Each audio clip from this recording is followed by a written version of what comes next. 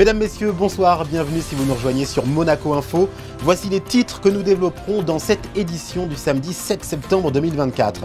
Hier, c'était le coup d'envoi du Crossing Calvi Monaco Water Bike Challenge, organisé par la fondation Princesse Charlène. 5 équipes de 4 participants sont partis à l'assaut des 180 km qui relient Calvi à Monaco. Le tout au guidon d'un waterbike, un vélo roulant sur l'eau. Ils sont tous arrivés à bon port ce matin. Notre reporter Alban Gingembre était sur place. Quel meilleur endroit que l'espace Léo Ferré pour célébrer Léo Ferré à travers une série de photographies réalisées par le photographe belge Hubert de Grooteclaes.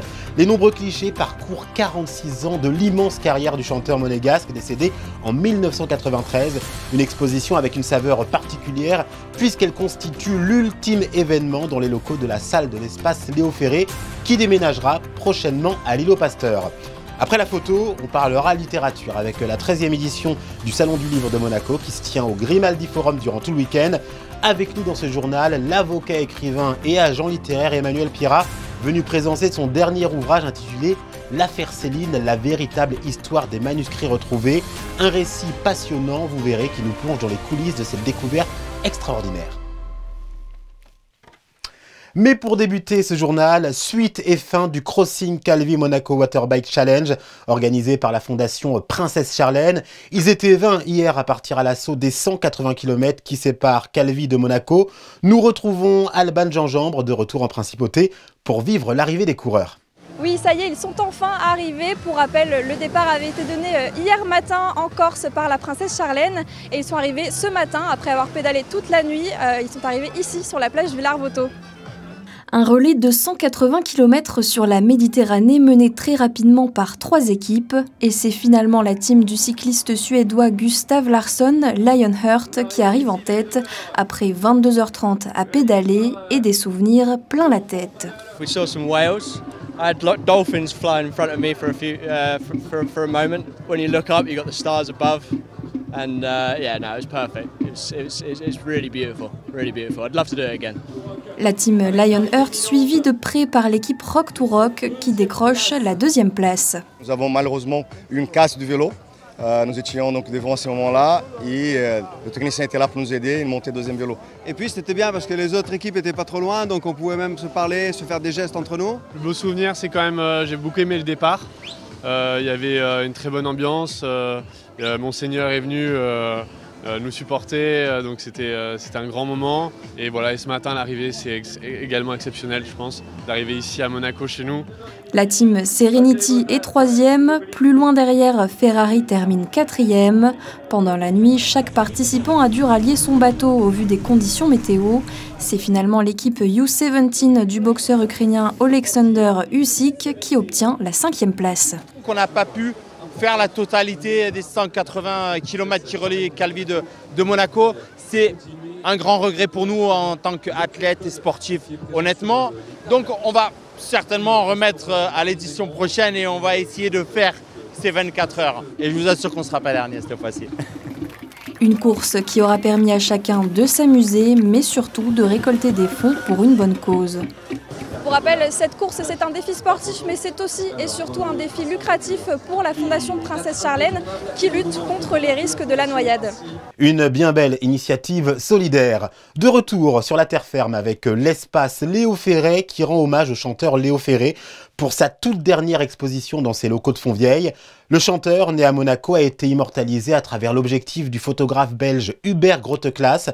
Les enfants de ces 2 grands artistes étaient présents hier pour l'inauguration. Voyez ce reportage signé Sarah Inkari et Lionel Bernardi. Lorsque le travail de 2 légendes se rencontre, cela donne ça. Une exposition à la fois iconique et émouvante. Cette dernière était très attendue, notamment par les filles du photographe qui ont fait le déplacement depuis la Wallonie. Elles ont été témoins du lien très fort qu'ont tissé les 2 hommes et qui aura duré toute une vie. J'ai été aux premières loges, comme toute ma famille. Je pense aujourd'hui très fort à ma petite maman qui a 89 ans et qui, avec mon papa, a suivi Léo Ferré dans toutes les étapes de sa vie, en concert, dans les coulisses, mais aussi en privé, puisqu'on passait nos vacances en Italie. Et moi, j'ai des souvenirs qui remontent à très longtemps, puisque ça fait une 50aine d'années que je vais en Italie tous les étés, passer mes vacances auprès de la famille Ferré. Hubert Grosclasse photographiait les artistes qui passaient à Liège, Jean Marais, Louis de Funès, Daniel Darieux et un beau jour, un certain Léo Ferré venu se produire en concert. Mon père l'a photographié comme les autres artistes à l'entracte très vite. Il lui a envoyé les photos et Léo a répondu quelques jours après en disant « c'est magnifique, venez me voir à Paris ». Ça a pris quelques jours et l'amitié est née très très rapidement. Mon père pouvait regarder Léo Ferré pendant des heures sans le prendre en photo et puis après le photographier à tout bout de champ dans tous les moments de la journée. Et c'était plus que de l'amitié, c'était de l'admiration vraiment. Cette exposition est tout un symbole puisqu'il s'agit de la dernière avant le déménagement de la salle de spectacle vers l'îlot Pasteur. Elle retrace 30 ans de la vie de ce monument de la chanson qui était également poète, musicien, compositeur et chef d'orchestre. Son fils, particulièrement ému, était lui aussi présent au vernissage. La photo avec le chien, c'est une photo prise en Toscane chez nous. On le voit rêveur et voilà. Puis il avait un amour particulier des chiens. Donc, c'est celle qui me touche le plus. Avec le temps. Léo Ferré le disait dans l'une de ses chansons. Avec le temps va, tout s'en va. Pourtant, son souvenir à Monaco reste intact. L'on oublie la voix. Et vous avez jusqu'au dimanche 15 septembre prochain pour profiter de ces clichés retraçant la carrière de cet immense artiste monégasque. Ce week-end se tient la 13e édition du Salon du Livre de Monaco au Grimaldi Forum. De nombreux écrivains sont attendus, parmi lesquels Emmanuel Pierrat, auteur, agent littéraire et avocat qui proposait également hier soir à l'Alliance française une lecture de son ouvrage intitulé « L'affaire Céline, la véritable histoire des manuscrits retrouvés ». C'est l'invité du 19h de Monaco Info. Bonsoir et bienvenue, monsieur Pierrat. Bonsoir Baclor. Alors le 5 août 2021, on apprend la découverte de 6000 feuillets inédits de l'écrivain et médecin Louis-Ferdinand Céline, connu pour son célèbre Voyage au bout de la nuit. Et vous êtes l'avocat de Jean-Pierre Thibaudat, l'homme qui a conservé et décrypté ces feuillets durant 40 ans. Vous nous livrez les coulisses de cette affaire romanesque. D'abord, comment Jean-Pierre Thibaudat, ancien journaliste, grand reporter pour Libération, s'est-il retrouvé en possession des manuscrits ? Ces manuscrits ont été laissés par Louis-Ferdinand Céline en 1944 lorsque le débarquement a lieu sur les côtes de Normandie et qu'il doit fuir pour être mis à l'abri par les Allemands et le régime nazi, comme l'ensemble des collaborationnistes du régime de Vichy. Et laissant ces manuscrits seront récupérés par des résistants qui rentreront dans cet appartement et de résistant en résistant, Jean-Pierre Thibaudat, lui-même fils d'une grande résistante héroïne de la Seconde Guerre mondiale, s'est retrouvé détenteur de ce secret littéraire absolument extraordinaire. Et pourquoi avoir attendu près de 40 ans avant de révéler cette trouvaille ? L'homme qui a confié ces manuscrits, ces 6000 feuillets, c'est-à-dire d'une importance aussi égale que ce qu'on connaissait publiquement déjà de Céline, donc 4 romans inédits, le manuscrit de mort à crédit, l'homme qui lui confie cela, c'est un compagnon de la Libération, Yvan Moranda, donc un résistant gaulliste, un homme qui a conscience de la valeur politique et littéraire de ces documents, les a proposés à Louis-Ferdinand Céline lorsque celui-ci a pu revenir en France en 1951. Louis-Ferdinand Céline ne l'a pas cru, l'a injurié, ne pouvant pas accepter l'idée qu'un opposant politique ou que son ennemi, un résistant, un gaulliste, tout ce qu'il exécrait, puisse avoir conservé ce trésor, et donc l'a refusé. Et Yvan Moranda, un peu vexé par ce mépris de Céline ou ce geste peu délicat, quand il l'a transmis à Jean-Pierre Thibaudat, lui a dit tant que Céline est vivant et tant que sa femme, qui l'a accompagné également dans la fuite auprès du régime nazi, sera encore là, je ne veux pas qu'ils bénéficient de ce que je leur ai proposé et qu'ils ont refusé si violemment. Et c'est ainsi que les choses sont restées jusqu'en 2020, parce que Madame Détouche, par ailleurs, a, tant mieux pour elle, vécu jusqu'à l'âge de 107 ans et n'est décédée qu'en décembre 2019. Vous vous retrouvez donc un peu malgré vous informé de l'existence de ce qui est considéré comme beaucoup pour un des plus grands trésors de la littérature française. Pourquoi M. Thibaudat a-t-il fait appel à vous et quel était votre rôle exactement ? En juin 2020, on sortait de ce que nous avons tous connu à Monaco, en France, comme le confinement. Nous étions tous chez nous, tout s'était arrêté et je reçois un message énigmatique d'un journaliste que je connais de nom, Jean-Pierre Thibaudat, critique dramatique à Libération, et qui me dit « Mon cher maître, plusieurs personnes qui ne savent pas de quoi je vais vous parler me suggèrent de vous interroger comme avocat, spécialiste des documents, de la propriété intellectuelle, du marché de l'art, écrivain par ailleurs, donc sensible évidemment à l'importance de manuscrits littéraires. » Et moi de lui le convier à venir à mon cabinet avec ce dont on doit parler, et à ma grande stupéfaction de le voir arriver avec 2 énormes valises, les plus importantes qu'on puisse se promener dans un aéroport. Et je me souviens de lui avoir dit « Mais monsieur, je ne vous ai pas demandé de venir vous installer chez moi, vous venez me consulter. » Et avec un petit rire et un petit sourire, il a ouvert ses valises, 6000 feuillets, des romans inédits, et tout ça, on va dire, enserré avec des pinces à linge qu'utilisait Louis-Ferdinand Céline pour fermer ou sceller chaque chapitre qu'il avait terminé. À défaut d'une agrafe ou d'une agrafeuse, il mettait les pinces à linge de sa femme pour fermer, boucler les romans qu'il était en train d'écrire. Donc ce miracle s'est produit en quelque sorte devant mes yeux. J'ai eu la chance d'être le 3e lecteur, Louis-Ferdinand Céline, Jean-Pierre Thibaudat et moi, de cette littérature qui est aujourd'hui rentrée dans la Pléiade et qui se trouve phénoménale.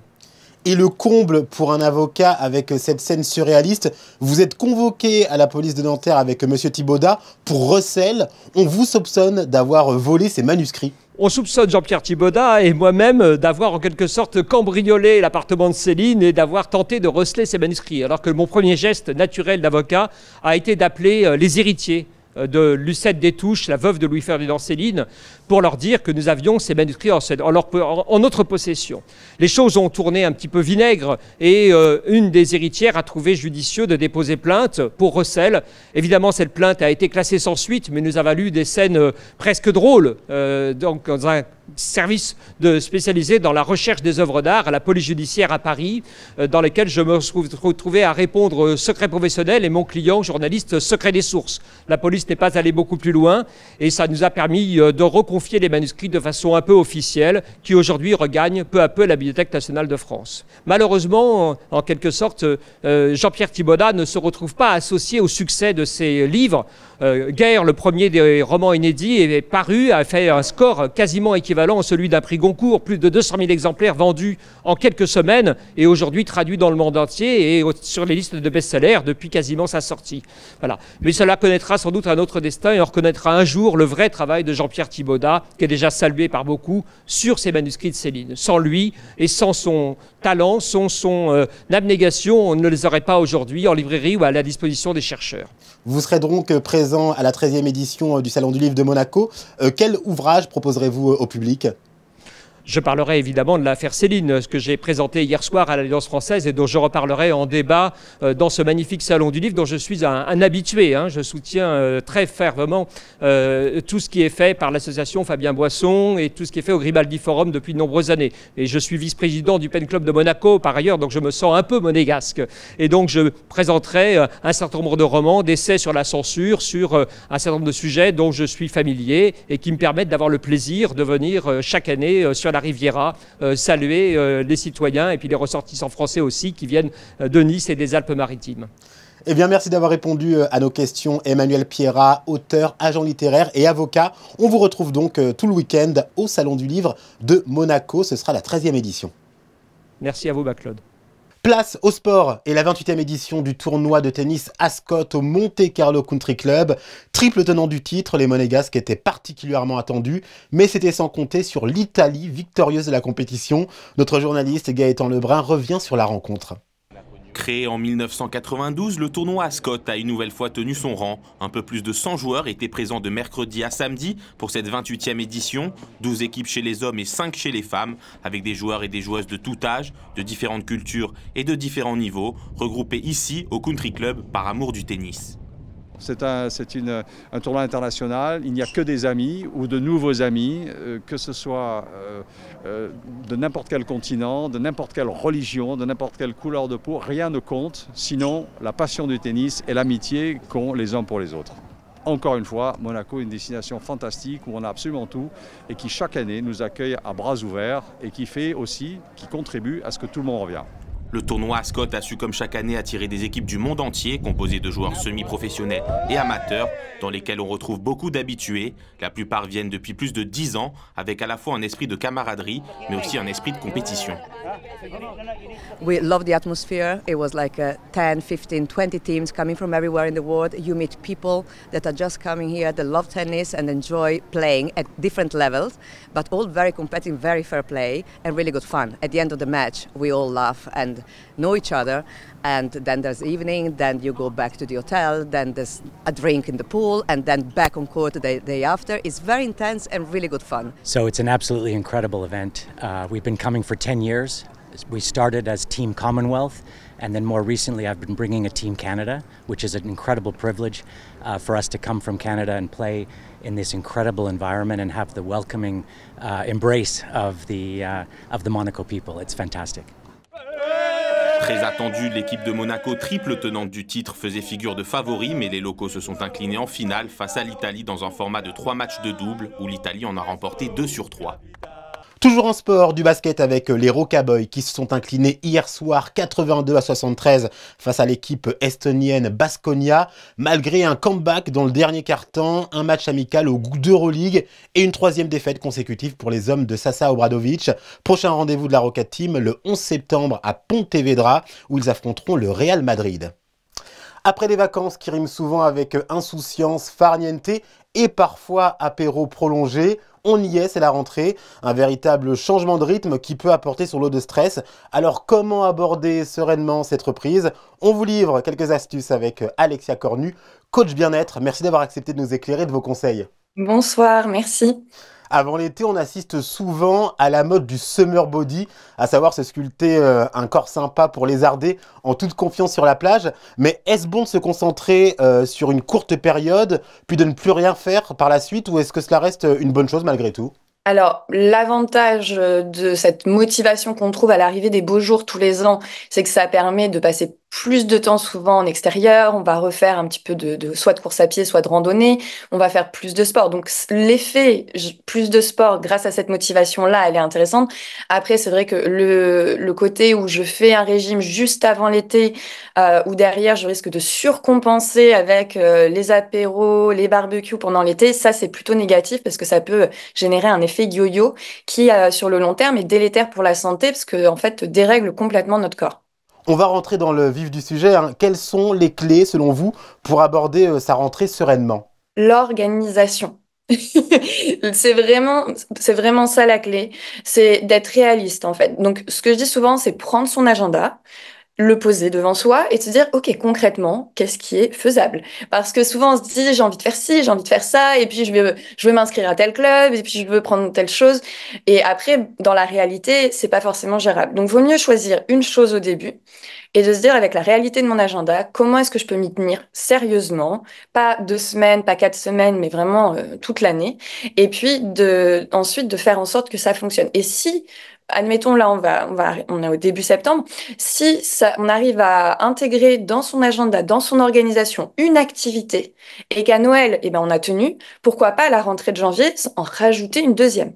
Mais de pas tout mettre d'un coup. Donc, pour moi, la première chose très importante, c'est vraiment prendre son agenda, regarder qu'est-ce qui est faisable, combien de fois par semaine est-ce qu'on peut reprendre une activité, mais concrètement, et puis de faire de la place et de s'octroyer ce temps-là, d'en faire une priorité. Souvent, le temps pour soi, le temps pour sa santé, ça passe après tout le reste. Et de se dire, en fait, non, c'est un rendez-vous que je prends avec moi-même, que je note noir sur blanc et que j'honore comme si c'était n'importe quel autre rendez-vous.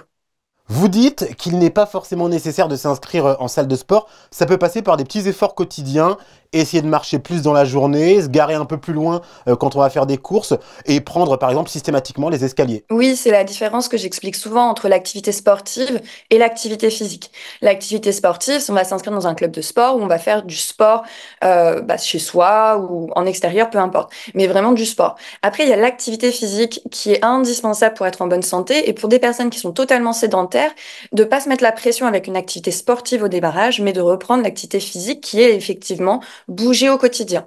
Donc porter ses packs de course au lieu de les mettre dans un caddie par exemple, vous l'avez répété, se garer plus loin quand on va faire ses courses, descendre une station de bus ou de métro plus tôt quand on prend les transports en commun, toujours prendre les escaliers au lieu de prendre les escalators ou l'ascenseur. Et rien que ça, c'est des petits pas, mais qui à la fin de la journée pour une personne sédentaire fait une grosse différence. Alors on le sait, hein, ces méthodes bien-être demandent des efforts pas toujours faciles à tenir sur la durée. Si on est honnête, c'est quoi l'astuce pour garder la motivation ? Bien, déjà de se dire que la motivation, c'est pas quelque chose qu'on a ou qu'on n'a pas, c'est quelque chose qui se travaille et qui s'entretient. Et donc, tout le monde a des moments où on est moins motivé et c'est normal. Donc déjà de se déculpabiliser quand on a un moment où on a moins envie, de pas se dire ça y est, c'est foutu, tous mes efforts, etc. Se dire ok, bon, cette semaine, c'est une semaine sans et c'est ok. Et souvent, je dis never miss twice. Donc, on essaye de pas rater 2 fois. C'est-à-dire que rater une fois parce qu'on a un imprévu, parce qu'on est très fatigué, etc., ça peut arriver. Mais jamais 2 fois. C'est-à-dire qu'on se reprend direct et on essaye tout de suite de se dire comment est-ce que je fais pour que demain, je puisse ne pas louper ma séance. Et en fait, de se dire que c'est vraiment la rigueur qui va prendre le relais et que la motivation, finalement, c'est juste l'impulsion du début. Ce qui fait que ça fonctionne chez les personnes qui gardent cette routine, ce qui fait que ça fonctionne chez les athlètes qui persistent, c'est vraiment le fait de s'accrocher dans les moments difficiles et de se dire, bah voilà, c'est un moment difficile, mais j'y vais quand même. Et la motivation va revenir ensuite et voilà, ce sera pas passager. Alors que si on arrête, on part dans du foutu pour foutu, bah finalement c'est un peu de l'auto-sabotage et on risque de décrocher complètement, ce qui est dommage. Vous sortez votre second livre le 18 septembre, Le Guide Santé des femmes, coécrit avec Julie Cantournet, kinésithérapeute. De quoi parlera cet ouvrage ? Il porte très très bien son nom, Guide Santé des femmes. Donc avec Julie, on travaille toutes les deux dans la santé des femmes depuis plus de 15 ans. Et que ce soit elle en consultation ou moi à travers les différents accompagnements que je propose, on s'est rendu compte qu'il y avait énormément de femmes qui finalement ne connaissaient pas le fonctionnement de leur corps, même des choses basiques, parce que c'est pas forcément des choses dont on parle. Il y a beaucoup de sujets tabous. Et donc on avait à cœur de proposer un livre grand public qui permette finalement de lever le voile sur tous ces sujets tabous et que nous, en tant que professionnels du sport et de la santé, on n'entende plus « Ah, mais je ne savais pas. Comment ça se fait que j'apprends que mon corps fonctionne comme ça au moment où j'ai un problème ?» Et donc, on y traite vraiment de toutes les étapes de la vie de femme, vraiment des premières règles jusqu'après la ménopause, en passant par les grossesses, le postpartum, tous les petits soucis de santé qui peuvent arriver par rapport aux douleurs pelviennes, par rapport à tout ce qui va être aussi incontinence. Donc, on parle de tous ces sujets-là, mais sur un ton très léger, avec beaucoup d'humour et surtout des solutions en fait. Donc c'est un livre qui a but d'éduquer, mais de dédramatiser aussi et puis de solutionner avec énormément d'informations sur ce qui est possible de faire. Merci Alexia Cornu, vous êtes coach sportive, experte en physiologie féminine et on a pris bonne note de tous vos conseils. Merci, avec plaisir. Tout autre chose avec la 9e édition du Thursday Live Session au Grimaldi Forum, de la musique live proposée gratuitement avec des groupes divers et variés.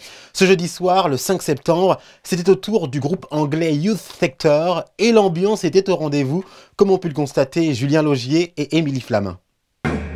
Après la ville de Kendal au nord de l'Angleterre, c'est à Monaco que Josh, Brad, Steve et les deux Nick ont posé leur ampli pour la première fois. Yeah, really excited. We've been looking forward to coming here for months now, so yeah, really glad to be here. We've been wandering around for the last day and really enjoy it. And then tomorrow we're gonna spend some more time here and then go to Nice as well to see that because we've never been. So we really love it here and really happy to be here. Yeah, I would agree. I'd agree with everything he said. It's a wonderful, wonderful place.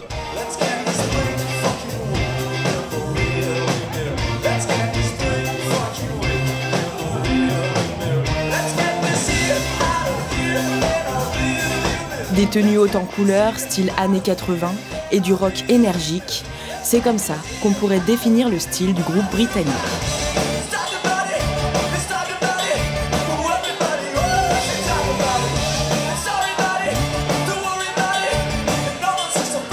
I think we have Josh on bass is a very good at playing like dancey bass things, and we tend to write songs upwards from the bass and the drums, so I think a lot of the energy comes from the rhythm section, and then when we play it live, we try and give it as much excitement as we can. So I think overall, it kind of adds up to be, hopefully, quite exciting.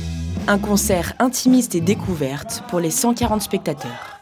Hopefully, some exciting new sounding music that they can dance to, a really energetic live performance, and your new favorite band.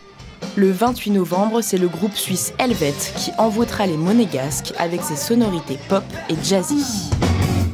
Avant de conclure ce journal, la météo de votre dimanche présentée par Sarah Inkari avec l'arrivée d'une perturbation en prévision. Bonsoir Sarah. Bonsoir Maclore, bonsoir à tous. En effet, vous l'avez justement dit, le temps va devenir de plus en plus instable. De fortes averses et des orages sont au programme de ce dimanche 8 septembre et les températures seront comprises entre 22 et 24 degrés. Notez qu'en raison de l'humidité, le ressenti sera d'autant plus frais.